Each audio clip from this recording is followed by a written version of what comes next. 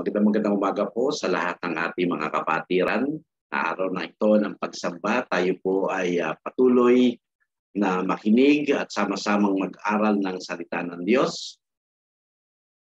Magandang umaga po sa lahat ng ating mga tagapakinig at sa lahat ng ating mga extended family who are joining with us this morning of our Sunday worship in the Lord. From different country, magandang umaga po kung umaga man. Magandang tanghali, kung tanghali dyan at gabi, kung gabi sa inyo pong kinaroroonan. At sa umagang ito, hayaan nyo pong basahin ko ang ating pong teksto mula po sa New International Version, sa aklat ng Philippians chapter 3, verse 13 and 14. At ganito po ang sinasaad. Brother and sister, I do not consider myself yet to have taken hold of it. But one thing I do, forgetting what is behind and straining toward what is ahead. I press on toward the goal to win the prize for which God has called me heavenward in Christ Jesus. Sa magandang balita, Biblia, ganito po ang pagkakasalin. Mga kapatid, hindi ko ipinapalagay na nakamit ko na ito. Ngunit isang bagay ang ginagawa ko. Nililimot ko ang nakaraan at sinisikap na marating ang layuning nais kong makamtan. Nagpapatuloy nga ako tungo sa hangganan upang makamtan ang gantimpala ng pagkatawag sa akin ng Diyos sa pamamagitan ni Kristo Jesus ang buhay na hahantong sa langit. Mga minamahal, pinagpala na tayo nang basahin natin ang kanyang mga salita. Tayo po'y manalangin.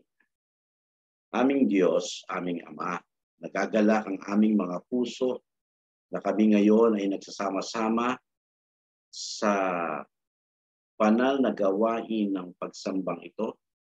Hayaan mo na bahagi ng pagsamba ay ang pangangaral ng iyong mga salita.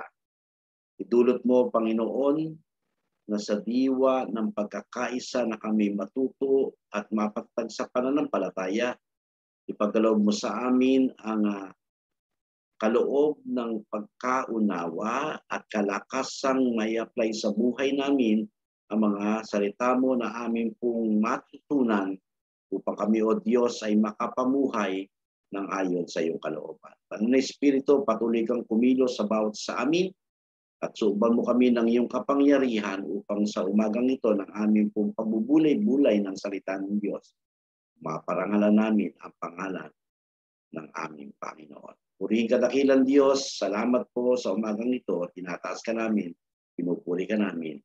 Ito ang aming nagkakaisang panalangin sa pangalan ni Jesus. Amen. Tayo po ay nasa ika-4 na linggo ng pagtalakay sa temang level of maturity. At mula nga po sa binasa natin sa aklat ng Pilipos, sulat ni Apostol Pablo para po sa mga mananampalataya sa Pilipos. Dito po sa Kabanata 3, talatang 13 at 14, ating pong pag-aaralan ang may pamagat na press on and level up. Ulitin ko po, ang ating title ng ating pong message this morning, Press on and level up. Press on and level up is the message we need this year of pandemic crisis. Naakma at napapanahon ito kung ating pong tema. At mula sa sulat ni Apostol Pablo, tayo po ay magpatuloy at lumago sa ating pong pagiging Kristiyano. May mga ilang puntos po tayong pag-uusapan mula po dito sa ating pong teksto. Number 1, press on and level up in prayer. Prayer is the best communication to meet our personal necessity. Ito nga po yung way that we can communicate to God at maidulog natin sa Kanya ang lahat ng ating mga pangangailangan. At sa biyaya ng Diyos, tayo po ay Kanyang kinakatagpo at tinutugon ang ating pong mga pangangailangan. Prayer has no dead spot signal, no expiration date, not busy line, no to registration to get a good connection. You can reach your friend in far and beyond human limitation. And ang the best na maabot po natin ang ating pong Panginoon. Hindi po kailangan ng signal, hindi po kailangan ng registration. Ito po ay unlimited way to talk to our God, having fellowship with our Lord, and through that ay patuloy nating naihahatid sa Kanya ang ating pong mga pasasalamat, ang ating pong mga papuri, at ang ating pong mga karaingan. Prayer was proven from the Old Testament, even in the life of Abraham, to the life of all the prophets. And until this day, God answers prayer. Alam po natin ang nangyari sa buhay ni Amang Abraham ng kanyang pakikipag-ugnayan sa Diyos sa pamagitan ng panalangin, siya po'y pinagpalang husay. Gayon din po ang ating pong mga propeta. At maging sa kasalukuyang panahon, ang Diyos ay dumirinig at tumutugon ng ating mga panalangin. If you wish and pray doesn't answer last year, now is the year for you to harvest. The prayer that you harvest, you haven't harvest last year, you will receive this year. Kailangan mo lang only to believe.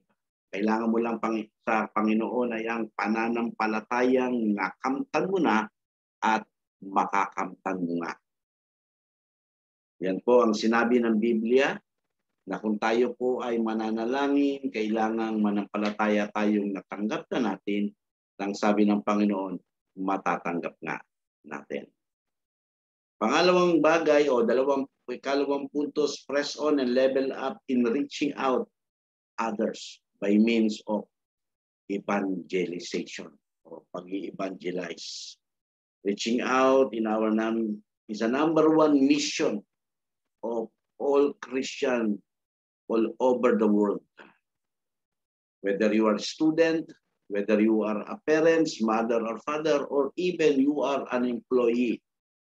As a Christian, it is our duty and responsibility to be a part of this great mission.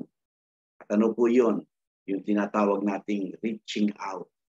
Abutin po natin yung ating po mga kaibigan, i-reach out po natin yung ating po mga relatives, and even yung ating po mga friends sa media, sa FB, sa Messenger, sa Twitter, at sa ano pang mga application sa media, yung po ay platform para sila ay maabot natin.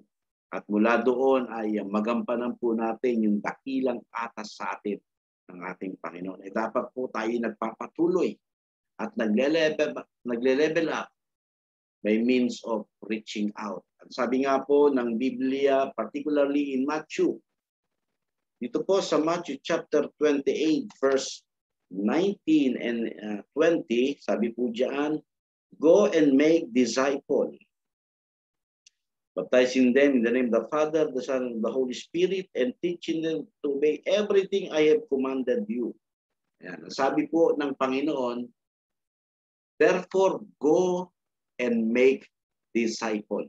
Yung paghayo, yung go and making disciple is another way of reaching out. Pag-abot sa marami upang maibahagi ang salita ng Panginoon. Mga kapatid, dapat nagle-level up po tayo sa ganitong uri ng gawain na kung noon tayo po yung inabot, dapat ngayon tayo naman ang aabot sa iba. Kung noon tayo po yung binahaginan ng salita ng Diyos, dapat tayo naman ang nagbabahagi ng salita ng Diyos sa iba. Tell others about Jesus. Kung maalala po ninyo, paano po kayo nakapakinig ng salita ng Diyos, dapat po sila'y makapakinig din sa pamagitan mo na nag-i-involve, nagpapatuloy. Sabi nga dyan ni Apostol Pablo, press on. Nagpapatuloy upang makamtan ang hinahangat. At ano nga po yun? Yung tayo po'y nagle-level up sa larangan ng evangelism. Press on and level up and exhort, o yung tinatawag pong encourage. Everyone needs encouragement. Lalo nga po sa panahon ngayon ng crisis. Lalo na po sa panahon ngayon ng pandemic. No? Nagsimula sa COVID-19, nagkaroon po ng Delta variant at ngayon ay Delta variant plus na kinatatakutan lalo ng marami. Kung noon matindi po yung virus at ang sabi po ng marami at sabi po ng mga dalubhasa, higit na mas matindi ang tama nitong new Delta variant plus. Yan. Kaya po mas higit po natin kailangan ang encouragement sa isa't isa na mapalakas ang loob ng isa't isa. Sa Acts chapter 15 verse 32, ganito po ang sinasabi, Judas and Silas, who themselves were prophets, said much to encourage and strengthen the brothers. Sina Judas at Silas na mga propeta rin ay maraming itinuro sa mga kapatid na nakapagpapalakas ng kanilang loob at nakapagpapatibay ng kanilang pananampalataya. Mga kapatid, mga minamahal, sometimes tayo po dumaraan sa paggabag dahil sa dami ng mga pagsubok at problemang naranasan. Minsan dumarating sa punto na para bagang susuko na. Minsan dumarating sa punto na parang aayaw na. For this reason, kailangan po nating magpalakasan. At ganyan nga po ang ginawa ni Judas and Silas. Bagamat sila ay mga propeta, ay maraming itinuro sa mga kapatid na sabi nagpapalakas o nakapagpapalakas ng kanilang loob at nakapagpapatibay ng kanilang pananampalataya. Mga kapatid, we are in common today. Lahat po tayo. Mahirap, mayaman, bata, matanda, anumang kalagayan sa buhay, babae man o lalaki, lahat po tayo dumarating sa mga matitinding pagsubok ng buhay. So therefore, we need encouragement. Kailangan po natin ang pagpapalakasan. At ito po ay dapat ginagawa una ng mga mananampalataya. Encouragement is a gift from the Holy Spirit. Sa Romans chapter 12, verse 8, ganito po ang sinasabi dito po sa New International Version. Ang sabi po ng Biblia ay ganito. It is encouraging. If it is encouraging, let him encourage. If it is contributing to the needs of others, let him give generously. If it is leadership, let him govern diligently. If it is showing mercy, let him do it cheerfully. Sa magandang balita, Biblia, magpalakas ng loob ang may kaloob ng pagpapalakas ng loob. Kung pagbibigay ang inyong kaloob, magbigay kayo ng buong puso. Kung pamumuno naman, mamuno kayo ng buong sikap. Kung pagkakawang gawa ang inyong kaloob, gawin niyo yan ng may buong galak. Ipinapakita po sa atin ng talata na ang pagpapalakas ng loob o yung tinatawag nating encouragement ay isa sa mga kaloob ng banal na Espiritu sa buhay ng isang mananampalataya. Kaya nga sabi diyan, if it is encouraging, let him encourage. If it is contributing, to the needs of others, let him give generously. So kung ano man po yung kaloob na bigay sa'yo, gamitin mo to encourage others. At yan po ay napaka-importante sa buhay po ng isang mananampalataya. In Ephesians chapter 6, verse 22. Ephesians chapter 6, verse 22, ganito po ang sinasabi sa New International Version. I'm sending him to you for this very purpose, that you may know how we are and that we may encourage you. Kaya isinugos ko siya sa inyo upang malaman ninyo ang aming kalagayan at upang palakasin ang inyong loob. Kailangan po natin ang encouragement sa isa't isa. Mga kapatid, mga minamahal. Hindi po madali ang ating pinagdaraanan.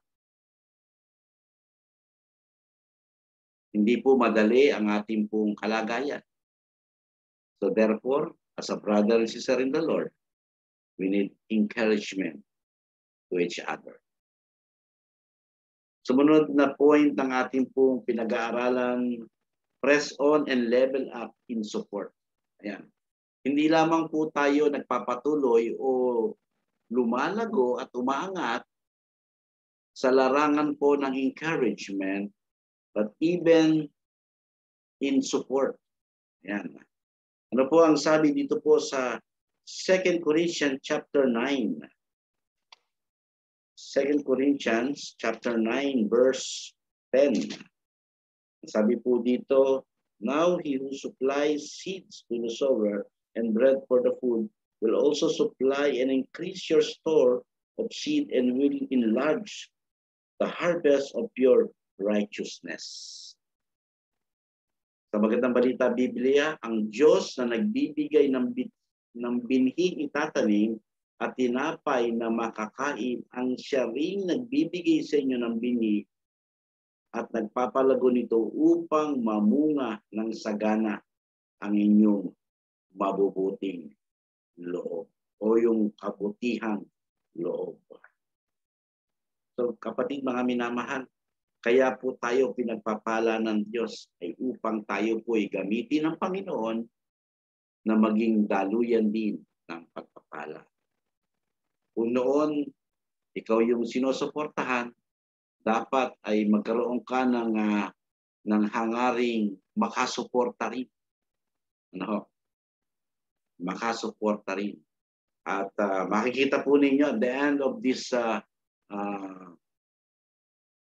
of this message ay ipa-plus po sa screen yung ating pong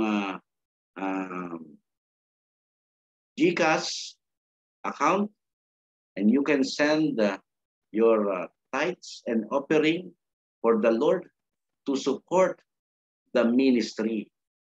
At ito nga po yung tinatawag po nating press on and level up in support.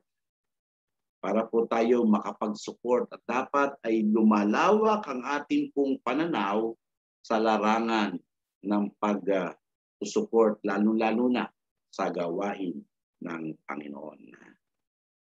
Dito po sa Acts chapter 6, medyo mahaba-haba po ito. Sa chapter 6 ng Acts o Gawa, dito po sa versikulo 1 hanggang 7, ganito po sinasabi ng magandang balita Biblia.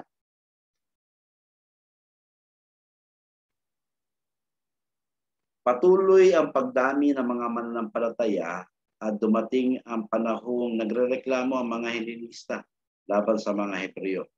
Sinabi nila ang mga biyuda sapagkat sa pangkat nila ay napapabayaan sa pang-araw-araw na pamamahagi ng ikabubuhay. Kaya tinipon ng 12 ang buong kapulungan ng mga mananampalataya at sinabi sa kanila, hindi namin dapat pabayaan ang pangangaral ng salita ng Diyos upang mangasiwa at mamahagi ng ikabubuhay. Kaya nga mga kapatid, pumili kayo ng mga kasamahan ninyo na 7 lalaking ginagalang puspos ng Espiritu at matalino upang lagay namin sila sa tungkuling ito. Samantala, iukol naman namin ang aming panahon sa pananalangin at sa pangaral ng salita. Nalugod ang buong kapulungan sa panukalang ito, kaya pinili nila si Esteban, isang lalaking lubusang mananampalataya sa Diyos at puspos ng Espiritu Santo, at sina Felipe, Procoro, Nicanor, Timon, Parmenas at Nicolas, mga taga-Antioquia, isang hintil na nahikayat sa pananampalataya ng mga Hudyo.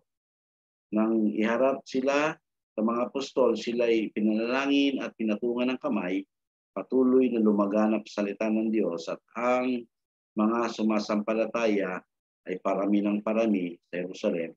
Naging sa mga paring Hudyo ay marami ring sumampalataya. Makita po natin mga minamahal at mga kapatid, in the life of 12 apostles, they continue in praying and preaching the word of God. Pero hindi po doon natapos. Ano po ang ginawa nila? Pumili po sila ng 7 lalaking puspos ng Espiritu Santo at matatag sa pananampalataya para italaga sa gawain ng pangangalaga at sa gawain ng pagsusuporta.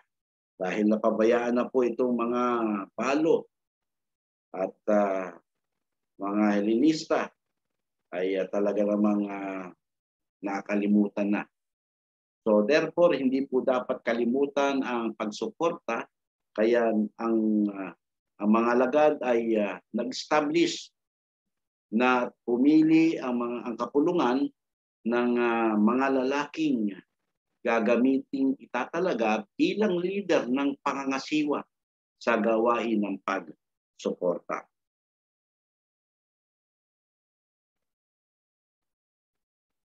There are different kind of support, such as financial support, moral support, spiritual support, prayer support, as well as your presence in a great support. Yung bang nandun ka, yung presence mo ay nakikita, alam niyo po, nakakapag-encourage na po yun. Isang malaking suporta na po yun para po sa gawain ng Panginoon. Kaya nga po mga kapatid, mga minamahal, yung support, minsan kasi iniisip by means of financial. Well, may mga tao po na dahil wala po silang kakayahan sumuporta financially, ano po ang ginagawa nila? Yung kanila pong skills. Ano pong ginagawa? They are giving themselves voluntarily para po kumpunahin yung mga nasisira sa church. Kung merong nasirang upuan, kung nasira yung altar, kung pumutok yung linya ng kuryente, and because they are skilled at mahuhusay sa larangan ng paggawa, yun po yung ginagawa nilang way para masuportahan po ang iglesia, ang ating gawain para sa Panginoon. So napakarami yan. Hindi lamang po yung financial, meron din pong pagsuporta sa pamagitan ng kaalaman. Binabahagi po yun, and voluntarily ay gumagawa para sa maayos yung mga bagay na nasira. Pwede rin po yung moral support. Ano po ba yung moral support na pwede natin ibigay sa mga kapatid natin na pinanghihinaan na? Spiritual support. Yung talagang pinapalo up mo, ipinapanalangin mo. Prayer support. Napakalaking bagay po yun, kapatid. Kaya nga po sa buhay natin, we are spending time in prayer. Kasi alam natin, napakahalaga ng panalangin at pwede po kayong sumuporta. Katulad po ng ginagawa nating online devotion every Monday, Tuesday, and Thursday. Ang ginagawa po ni Elder Joel na online prayer meeting at online Bible study. Yung may mga line po doon ng panalangin. Ay naku po mga kapatid, mga minamahal. Suportahan niyo po yun. upang patuloy po ang paglago ng ating pong pananampalataya at ang pananampalataya ng ating pong mga kapatid, pananampalataya ng ating pong mga tagapakinig, pananampalataya ng ating pong mga extended family, and while they are listening, sila po'y nagle-level up sa kalapong buhay Kristiyano. So mga kapatid, mga minamahal, napakahalaga po yung tinatawag na support. So ano pong kailangan natin gawin? Press on and level up in support. Press on and level up in speaking life. In James chapter 3 verse 10, ganito po ang sinasabi, out of the same mouth cometh forth blessing and cursing. My brethren, these things ought not to be. Sa isang bibig nang gagaling ang pagpupuri, panlalait, hindi ito dapat mangyari, mga kapatid. Speak life to yourself. Yan po yung una mong gagawin. Paano natin gagawin yan? So, sasabihin mo sa sarili mo. Wag po yung puro curse. Wag po yung puro negative yung sinasabi mo sa sarili mo. So magpahayag ka sa sarili mo, tumarap ka sa salamin, at sabihin mo yung mga salitang nagbibigay ng buhay. Speak life to others, sa iba, hindi yung puro, hindi magagandang salita, kundi yung mga salitang nakakapag-uplift, nakakapagpasigla, at nakakapaghatid ng ngiti sa ibang tao. Speak life to your pastors and leaders. Hindi yung parang lagi na lang komento ang narinig ng ating pong mga leaders sa church. Yung ating pong mga worship team. Ayan, magsalita po tayo ng mga salitang nagbibigay sigla at ng buhay.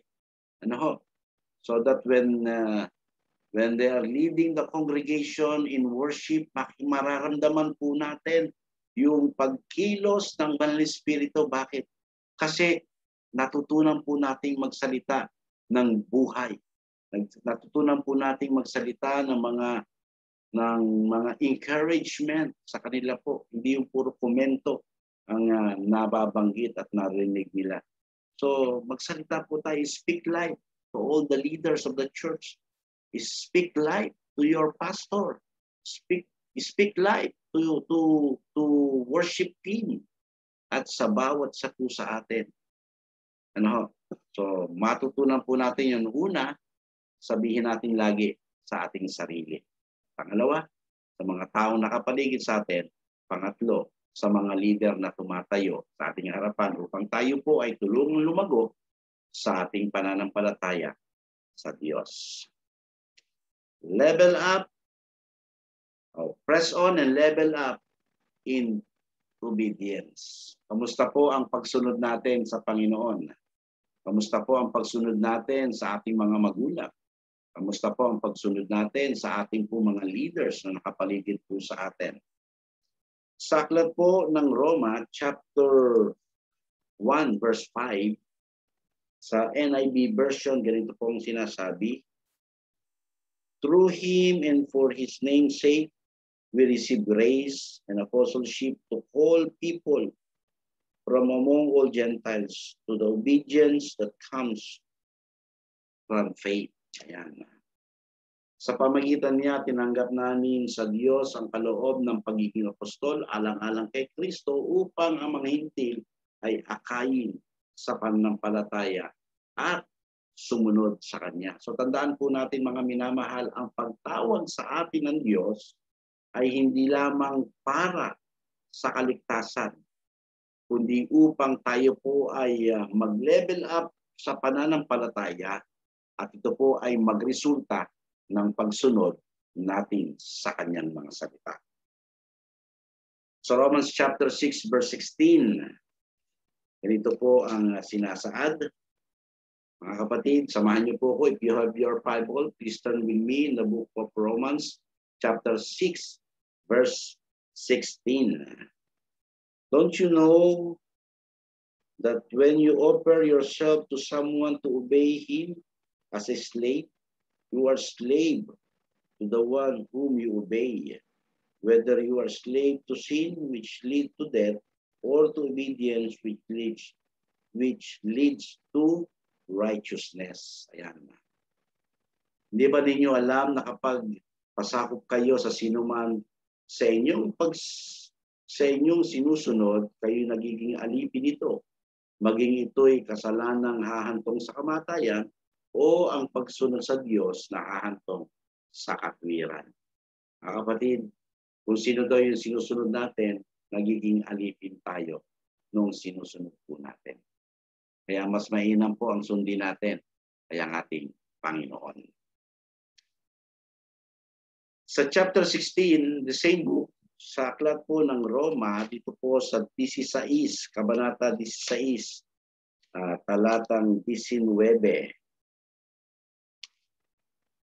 Ang sabi po dito, everyone has heard about your obedience, so I am full of joy over you. But I want you to be wise about what is good and innocent about what is evil. Kahit na balitang-balita ang inyong pagkamasunurin kay Kristo, nais kong maging matalino kayo tungkol sa mga bagay na mabuti at maging sa mga bagay na masama. But I want you to be wise about what is good and innocent about evil. So, kailangan po tayong maging masunurin.